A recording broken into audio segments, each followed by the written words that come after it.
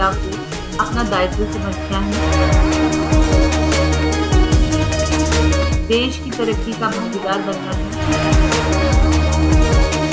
समाज, परिवार आपको उसी नजर से देखेगा जिस नजर से आप खुद अपने आप को देखते हैं। दोस्तों, मैं दीपक पांडे नौ भारत सुपरवुमन कैंपेन में आपका स्वागत करता हूँ। कहते हैं जहां चाह है वहां राह है। ऐसा ही कुछ कर दिखाने की साहस भारत की एथलीट दीपा मलिक ने किया, जिन्होंने रियो पैरालंपिक खेल 2016 में सिल्वर मेडल जीतकर इतिहास रचकर कईयों की प्रेरणा बनी। आइए जानते हैं दीपा मलिक की कहानी उनकी जुबानी। दीपा मलिक जी, नव भारत के सुपरमैन कैंपेन में आपका बहुत बहुत स्वागत है। बहुत बहुत नमस्कार और आपके सभी व्यूअर्स को भी मेरा हार्दिक नमन। महिला दिवस की शुभकामनाएं। दीपा जी, आपकी जीत के बाद कई महिलाओं के लिए आप एक प्रेरणा से कम नहीं है। सबसे पहले हम ये जानना चाहते हैं कि बहुत सी महिलाएं जो अपनी किसी भी कमजोरी के चलते अपने सपनों को दबा देती हैं, उन्हें पूरा नहीं कर पाती, उनके लिए आप क्या संदेश देना चाहती हैं? संदेश मुझे लगता है उनसे ज्यादा उनके चारों तरफ जो उनका इकोसिस्टम है उसके लिए जाना चाहिए, क्योंकि अगर कोई महिला किसी कठिनाई से गुजर रही है, चाहे वो आर्थिक हो, शारीरिक हो, मानसिक हो, तो वो एक समाज का हिस्सा है, वो देश का हिस्सा है, वो एक परिवार का हिस्सा है। तो सबका दायित्व बनता है, मात्र उसमें हम जेंडर ना जोड़ें, कोई भी इंसान हो, कोई भी महिला, पुरुष, बच्चा, अगर उसकी कोई कुछ कर गुजरने की इच्छा है, तो हम सबका दायित्व बनता है कि हम मिलकर उसकी इच्छाओं को पंख दें, उसको अवसर प्रदान करें, उसको मोटिवेशन प्रदान करें। और खुद मुझे लगता है कि अगर हम खास महिलाओं की बात करें, तो उनका अपना दायित्व भी उतना ही जरूरी है कि वो क्या करना चाहती हैं, और जो वो करना चाहती हैं, क्या उस सपने में इतनी जान है कि वो उसमें मेहनत के रंग भर सकती हैं, वो अपने आप को उस सपने के लायक हुनर पैदा करने की शक्ति रखती हैं। क्योंकि मुझे लगता है आप कोई भी काम विश्वास से करो जी। तो लोग जुड़ते हैं आपके साथ, आपकी मदद के लिए। कोई ना कोई हल जरूर निकलता है अगर आप हल की ओर फोकस करें और खाली प्रॉब्लम का रोना ना रोएं। वाकई खेल रत्न जीतने वाली भारत की पहला महिला पैरालिथिक है, तो कैसे हुई आपकी जर्नी की शुरुआत? ये तो एक लंबी कहानी है। खेल रत्न तो खैर बहुत बाद की बात है। शुरुआत अगर मैं कहूँ तो ज्यादातर यही था कि मैं नहीं चाहती थी कि ताउम्र मुझे एक अपंग और उदास महिला के रूप में देखा जाए। मैं जरूर स्पाइनल कॉर्ड कटने की वजह से ट्यूमर सर्जरी के बाद लकवाग्रस्त हुई, लेकिन लकवाग्रस्त होने का मतलब ये नहीं था कि मैंने अपने नए शरीर को सीखा नहीं था, मैंने रिहैबिलिटेशन नहीं करी थी, मैंने एक्सरसाइजेस जो बनती थी डॉक्टरी सलाह के हिसाब से और अपनी दिनचर्या में एक साधारण माँ और साधारण पत्नी और एक साधारण होम मेकर के तौर पे जो मैंने अपने आप को तैयार किया था, उसकी सारी पहचान, उसकी सारी मेहनत व्हीलचेयर के पहियों के नीचे कुचली जा रही थी लोगों की निगाहों में। लोग यही सोच रहे थे कि आ, अब ये खत्म हो गई है, क्योंकि मैं व्हीलचेयर पे बैठती थी। तो वहां से एक नई पहचान बनाने की एक इच्छा जगी, और साथ ही पढ़ा लिखा होने की वजह से ये रियलाइज भी हुआ कि अभी बहुत काम बाकी है सामाजिक सोच में, और शायद इस शरीर में रह के मैं योगदान दे पाऊंगी कि कुछ लोगों की सोच को मैं बदलूं। वही शुरुआत की जड़ थी, और धीरे धीरे उसमें खुद के हुनर भी जुड़े, क्योंकि बहुत कुछ करना चाह रही थी, मानसिकता बदलना चाह रही थी, तो कुछ नया करने की जरूरत थी। तो अपनी उम्र 35 साल के बाद तैरना भी सीखा, गाड़ी चलाना भी सीखा, फिर एक्सट्रीम गाड़ी चलाई, क्योंकि आप साधारण चीज करते हो तो लोग उस पर गौर नहीं देते हैं। अगर किसी को झटका देना है, कोई करंट लगाना है सोच का, तो आपको करंट के अंदर वोल्ट्स को बढ़ाना पड़ेगा। तो वो वोल्ट्स बढ़ाने के लिए आपको कुछ उल्टा सीधा जरूर करना पड़ेगा जो नजर में आए। क्योंकि आप अगर ये कहेंगे कि मैंने व्हीलचेयर पे बैठ के मात्र खाना बना लिया, तो लोगों की नजर में नहीं आओगे।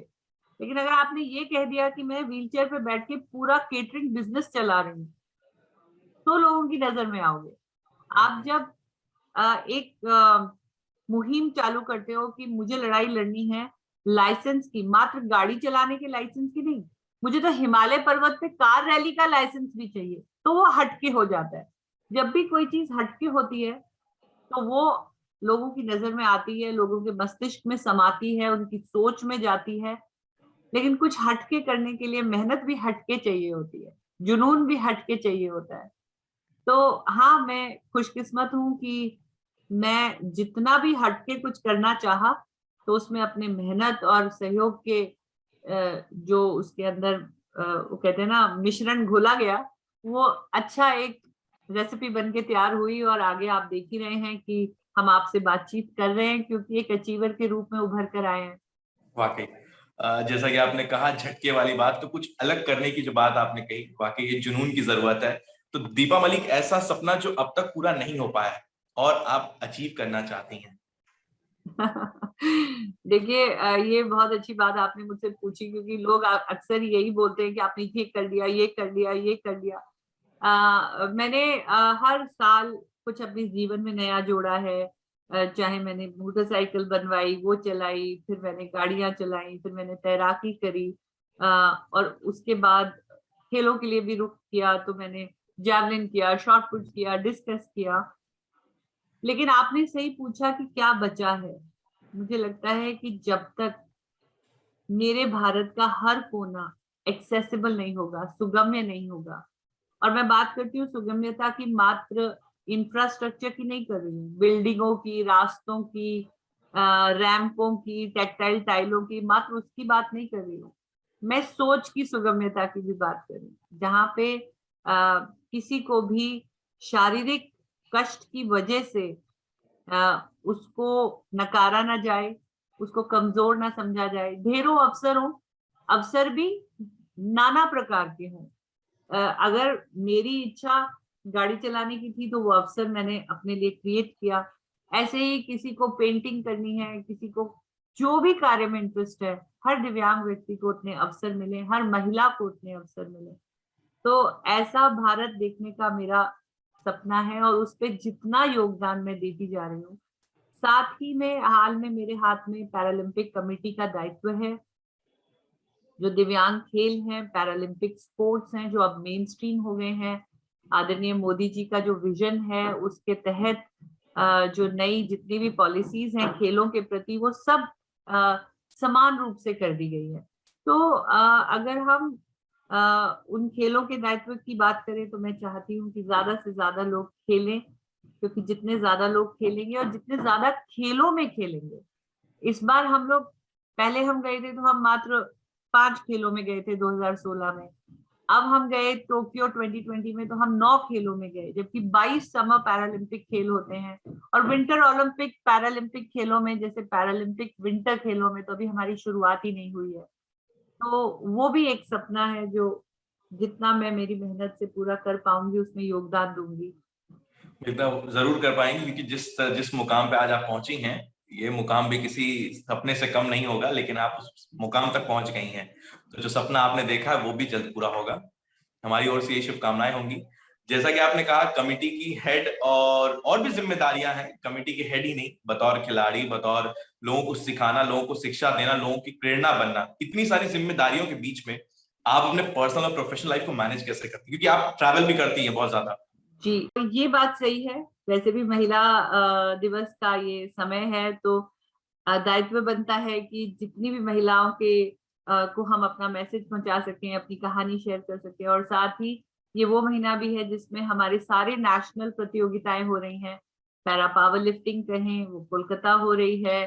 पैरा एथलेटिक्स भुवनेश्वर उड़ीसा हो रही है। पैरा स्विमिंग उदयपुर राजस्थान में हो रही है। पैरा बॉशिया पंजाब राजपुरा में हो रही है। तो हर का एक जो विजिट है वो भी बनता है, एक प्रेसिडेंट होने के नाते। ट्रैवल है, लेकिन आपने जैसा कहा कि परिवार के लिए समय, आई थिंक ये ही एक बहुत इम्पोर्टेंट मैसेज हमारी जिंदगियों से महिलाओं को, समाज को जाना चाहिए कि जब एक महिला पे दायित्व आता है तो वो दायित्व मात्र एक परिवार के सदस्य का नहीं होता है। वो सपना, वो विजन जब पूरे परिवार का बन जाता है तो काम आसान हो जाता है, अंडरस्टैंडिंग आसान हो जाती है, रिवर्सल ऑफ रोल हो सकता है। जब मैं बाहर हूँ तो कोई दूसरा दायित्व ले ले। फॉर्चुनेटली मेरी बेटियां बड़ी हैं, मैं 2 बेटियों की माँ हूँ और मेरी बड़ी बिटिया तो भी एक दिव्यांगता से गुजरी है और खुद भी एक पैरा खिलाड़ी है। तो कहीं ना कहीं हमारा सफर ही एक जैसा है और हम एक दूसरे का सपोर्ट सिस्टम भी हैं। हम एक दूसरे के साथ काम भी इस दिव्यांगता क्षेत्र में कर रहे हैं। तो परिवार सैनिक परिवार है, राष्ट्रभक्ति से कूट कूट के भरा है। तो सबको ये पता है कि जो काम मैं कर रही हूँ उसमें कहीं ना कहीं नए भारत की नई पहचान बन रही है। वाकई। और जब अपने देश के लिए काम ऐसा हो रहा है तो परिवार शिकायत नहीं करता, मिस जरूर करते हैं। बहुत इम्पोर्टेंट, जैसे सारी दुनिया शायद रंग खरीद रही है, होली का पर्व सोच रही है, गुंजिया बनेगी, मट्ठी बनेगी, लेकिन मेरे कैलेंडर में तो बहुत सारी मीटिंग्स हैं, बहुत सारा ट्रैवल है। लेकिन इस चीज को परिवार समझेगा, शिकायत नहीं करेगा। और मैं खुद भी अपने बड़े विजन को देखती हूँ कि जो ड्यूटी है अगर उसमें कुछ अपना अ, निजी समय लग जाए तो मुझे लगता है इससे बड़ा देशभक्ति का और कोई कार्य नहीं होगा। वाकई यार सही कह रही हैं कि परिवार तो ऑफ कोर्स मिस करेगा यार। सपोर्ट तो डेफिनेटली, जब आपका विजन बड़ा हो तो मुझे लगता है पूरी कायनात जुड़ जाती है उसे सपोर्ट करने के लिए। जैसा कि आप हर देश, मतलब देश के हर कई इलाकों में, कई शहरों में विजिट करती हैं, तो आपकी नजर में महिलाओं के लिए शिक्षा कितनी जरूरी है? बहुत जरूरी है। एक शिक्षित महिला की अपने ड्यूटीज को भी समझेगी, अपने राइट्स को भी समझेगी, संविधान को भी समझेगी, हक की बात करेगी तो साथ साथ अपने कर्तव्य की भी बात करेगी। और जब महिला, वैसे भी कहते हैं ना कि माँ अपने बच्चों की पहली गुरु होती है। अगर माँ शिक्षित होगी और एक माँ अगर शिक्षित होती है तो 7 पीढ़ियां सुधर जाती हैं। ऐसा हमने सुना है पुरानी कहानियों में, पुराने लोगों को कहते हुए। तो ये बहुत जरूरी है। और वैसे भी मुझे लगता है कि जब आधी जनसंख्या देश की महिलाएं हैं, अनुपात बढ़ रहा है, लगभग आधी मैं कह सकती हूँ, तो उतना अगर देश शिक्षित ना हो तो फिर हम कैसे ग्लोबलाइजेशन, एक मॉडर्न कंट्री, एक super power country in the right sense, मैं जब भी सुपर पावर और मॉडर्न कंट्री बोलती हूँ तो मैं उसे एक शिक्षित कंट्री, एक अच्छी फिट कंट्री के रूप में देखती हूँ। मैं बिल्कुल नहीं सोचती हूँ कि सुपर पावर, और ना ही हमारे भारत का कल्चर है कि हम वॉर करें और हम इन्वेजन करें और फिर सुपर पावर कहलाएं। हम अपनी नॉलेज से, हम अपने हुनर से नंबर 1 बने हर क्षेत्र में। तो कोई भी क्षेत्र अधूरा रह जाएगा अगर महिलाएं शिक्षित नहीं होंगी। वाकई। आपकी नजर में, क्योंकि जैसा कि ऑफ कोर्स आपने कहा देश बढ़ रहा है, डेवलपिंग नहीं डेवलप हो रहा है, और लेकिन आज भी देश में या राज्य के कई इलाकों में, कई शहरों में महिलाएं आगे तो बढ़ना चाहती हैं, लेकिन उन्हें बहुत सारी चुनौतियों का सामना करना पड़ता है। तो आपकी नजर में कौन सी चुनौतियां हैं जो उन्हें एक बैरियर की तरह रोक देती हैं? देखिए, चुनौतियां तो मैं कहती हूँ सबसे पहले खुद से ही शुरू हो जाती हैं। जब महिला ये सोच लेती है कि हर चीज में एक जेंडर का रंग भरा हुआ है कि ये मेरा काम नहीं है, ये पुरुषों का काम है, खुद ही अपने आप को जब वो उस नजर से नहीं देखेंगी कि मैं भी ये कार्य कर सकती हूँ। आज आप देखिए, महिलाएं पर्वतारोही भी हैं, महिलाएं एडवेंचर स्पोर्ट्स में भी हैं, डॉक्टर भी हैं, इंजीनियर भी हैं, महिलाएं कॉमर्स के क्षेत्र में भी हैं, महिलाएं डॉक्टर्स भी हैं। तो मुझे नहीं लगता ऐसा कोई कार्य। अब तो सेना में भी, एनडीए में भी महिलाओं का सोल्जर्स के रूप में, पैरा कमांडोज के रूप में भर्ती हो रही है। अंतरिक्ष तक महिला पहुंची है। महिला एक वीरांगना है, स्वतंत्रता सेनानी है। तो ऐसा कोई रोल नहीं है जो महिला नहीं कर सकती। तो पहले तो अपने आप पे भरोसा करना जरूरी है। और फिर जैसा मैंने शुरुआत में भी कहा कि समाज का दायित्व बहुत है। सरकार पूरी कोशिश कर रही है, चाहे सरपंच हो, चाहे वोटिंग मेंबर में भागीदारी हो, चाहे कॉर्पोरेट का लीडरशिप लाइनअप हो, परसेंटेज ऑफ विमेन पार्टिसिपेशन पे हर जगह जोर दिया जा रहा है। तो मुझे लगता है कि जो सबसे बड़ा बैरियर ये है कि समाज का दृष्टिकोण बदलना जरूरी है। आप गांव में भी देख रहे हैं, जैसे खेलों के थ्रू बहुत सुंदर एम्पावरमेंट हो रहा है। कहा जाता था कि हरियाणा में महिला पुरुष अनुपात बहुत कम है। बेटी बचाओ बेटी पढ़ाओ का जितना भी मुहिम थी वो हरियाणा से शुरू करी गई थी, क्योंकि वहां पे ये सबसे बड़ा चैलेंज था। और वही हरियाणा कहता है हमारी छोरियों छोरों से कम है के, क्योंकि खेलों ने उनका पूरा प्रतिबिंब ही बदल दिया। तो बहुत ऐसे एम्पावरमेंट इनिशिएटिव्स हम शुरू कर सकते हैं गांव की। अब हर गांव की हरियाणा में एक प्रचलन है कि हमारे गांव से कितने खिलाड़ी हैं, कितनी महिला खिलाड़ी हैं। तो ऐसा कुछ इनिशिएटिव हो हर गांव में, और ग्रास रूट लेवल पे काम ज्यादा जरूरी है मुझे लगता है। और जब हम चुनौती की बात करते हैं, तो मैं तो दिव्यांगता क्षेत्र में काम कर रही हूँ। महिलाओं के लिए जितना चैलेंज है उतना तो फिर जो महिलाएं किसी शारीरिक तकलीफ से गुजर रही हैं, उनको कोई फिजिकल डिसेबिलिटी है, उनके लिए तो ये चैलेंज मैनीफोल्ड हो जाता है। तो ओके। हम सबको लगता है कि जो हर क्षेत्र के शिक्षित लोग हैं, उनका एक बहुत बड़ा दायित्व बनता है अपने काम के साथ एक सामाजिक काम जोड़ने का। वाकई आपकी नजर में महिलाओं की सुरक्षा तो क्या राय होती है? जिस देश में बड़े बुजुर्ग, बच्चे, दिव्यांग और महिलाएं अगर इज्जत की, सम्मान की, उनकी कोई कमी रह जाती है, तो फिर वो देश, मुझे लगता है कि अभी वो तरक्की वाला देश नहीं है। तो बहुत जरूरी है महिलाओं की सुरक्षा, और इस पे बहुत काम भी हो रहा है।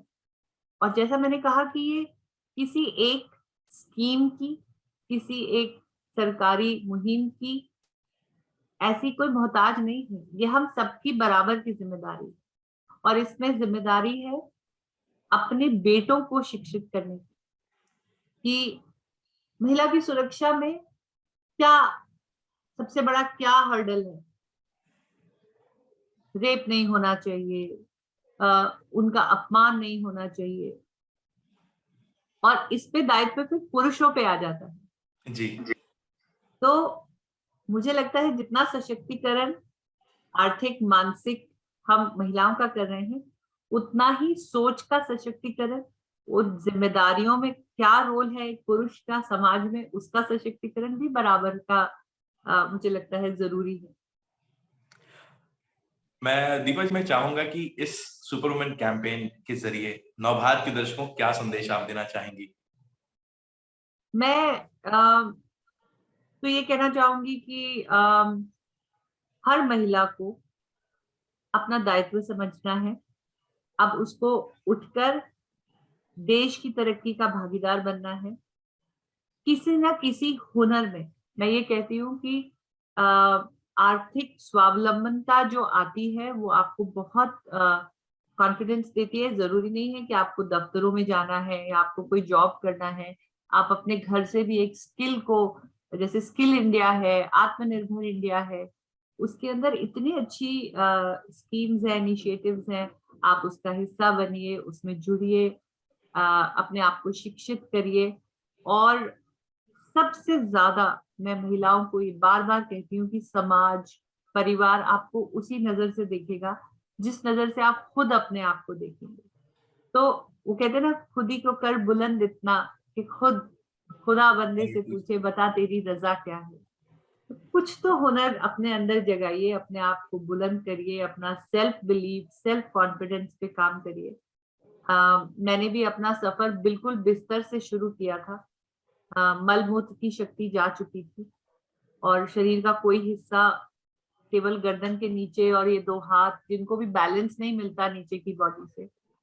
और मैंने कभी कोई व्यवसाय नहीं किया था, बट हाँ मेरे पास ग्रेजुएशन तक की शिक्षा थी, और शिक्षा का सही उपयोग करने की एक दिशा मैंने अपने लिए रखी। तो और मैं लगातार सीखी। आज भी सीख रही हूँ फेडरेशन कैसे चलानी है, या जो मुझे हरियाणा सरकार ने एक नौकरी दी है उसके अंदर मेरा क्या कार्यभार रहेगा। 50 वर्ष की आयु में मैं सीख रही हूँ। तो सीखने की जो इच्छा है वो हमेशा अपने अंदर जगाए रखते। दीपा जी, बहुत बहुत शुक्रिया हमारे सुपरमैन कैंपेन से जुड़ने के लिए, और ये हमारे लिए गर्व की बात है कि आप हमारी मेहमान बनी। और हम और नवभारत का परिवार चाहेगा कि जिस तरह से आप पैरालंपिक खिलाड़ियों को ही नहीं बल्कि उन तमाम महिलाओं की प्रेरणा बनी है, आप उस ऊंचाई तक पहुंचे जो सपना आपने देखा है बाकी खिलाड़ियों को लेकर। यही हमारी शुभकामनाएं होंगी। बहुत बहुत धन्यवाद। Thank you.